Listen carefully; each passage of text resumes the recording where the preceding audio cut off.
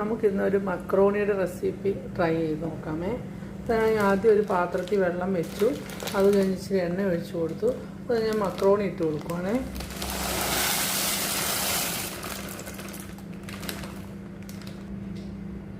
അതിനുശേഷം ജസ്റ്റ് ഒന്ന് ഇളക്കി കൊടുക്കുവാണ്. ഈ മക്രോണിക്കകത്ത് ഞാൻ ഇച്ചിരി ഓയിലും തിളച്ച് വന്ന വെള്ളത്തിൽ ഇച്ചിരി ഓയിലും ഇച്ചിരി ഉപ്പും ഇട്ട് കൊടുത്തിട്ടുണ്ട്. എന്നിട്ട് ജസ്റ്റ് ഒന്ന് ഇളക്കി കൊടുക്കുവാണേ. അതിനുശേഷം വേറൊരു പാത്രത്തിലോട്ട് ജസ്റ്റ് എണ്ണ ഒഴിച്ച് കൊടുത്തിട്ടുണ്ട്. അതിനുശേഷം നമുക്ക് ഞാൻ ഇച്ചിരി ചിക്കൻ്റെ പീസിൽ ഇച്ചിരി മുളക് പൊടിയും ഗരം മസാലയും കൂടെ പുരട്ടി വെച്ചിട്ടുണ്ട്. അത് അതിനകത്തോട്ട് ഇട്ട് കൊടുത്തേ. ജസ്റ്റ് ഒന്ന് വറുത്തെടുക്കുന്നുണ്ട്.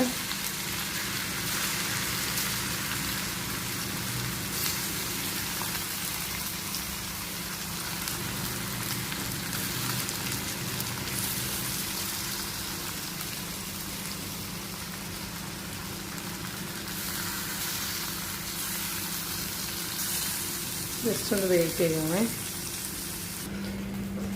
നമ്മുടെ ചിക്കൻ ജസ്റ്റ് ഒന്ന് വെന്ത് വന്നിട്ടുണ്ട്. അപ്പം ഞാനൊരു പാത്രത്തിലോട്ട് കോരി വെച്ച് അതിനുശേഷം ഞാനിച്ചിരി ക്യാപ്സിക്കം, ഒരു ഹാഫ് ക്യാപ്സിക്കം, ഹാഫ് തക്കാളി, ഒരു ഹാഫ് സവോള, പിന്നെ ഒരു ഹാഫ് ക്യാരറ്റോട് ചെറുതായിട്ട് അരിഞ്ഞിട്ടുണ്ട്. നീളത്തിലാണ് അരിഞ്ഞേക്കുന്നത്.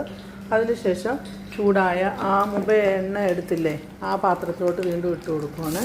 അത് തീ കൂട്ടി വെച്ച് നന്നായിട്ടൊന്ന് വഴറ്റിയെടുക്കുവാണ്.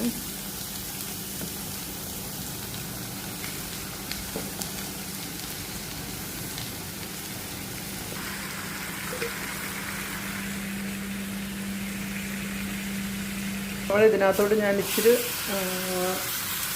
ഇച്ചിരി മാഗിയുടെ സോയാ സോസ് ഇട്ട് കൊടുത്തു. പിന്നെ ഒരു ചില്ലി സോസ് ഇട്ട് കൊടുത്തു. സോയാ സോസിൽ ഇച്ചിരി ഇട്ട് കൊടുത്തു. പിന്നെ ഇച്ചിരി ചില്ലി സോസ് ഇട്ട് കൊടുത്തു കേട്ടോ. അതിനുശേഷം ഒന്ന് നന്നായിട്ടിങ്ങനെ വന്നിട്ടുണ്ട്. ഒന്ന് ഇളക്കി കൊടുക്കുവാണേ. നമ്മുടെ വെന്ത് വന്ന നമ്മുടെ ടേസ്റ്റി മക്രോണി ഞാൻ രണ്ടും കൂടെ കൂട്ടി ഇളക്കിയിട്ടുണ്ട്.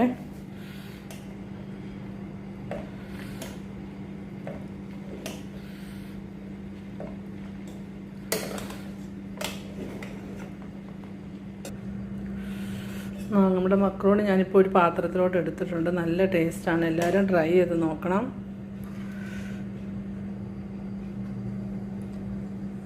ഇഷ്ടമായെങ്കിൽ ലൈക്ക് ചെയ്യണം. എല്ലാവരും ട്രൈ ചെയ്ത് നോക്കണേ. Thank you.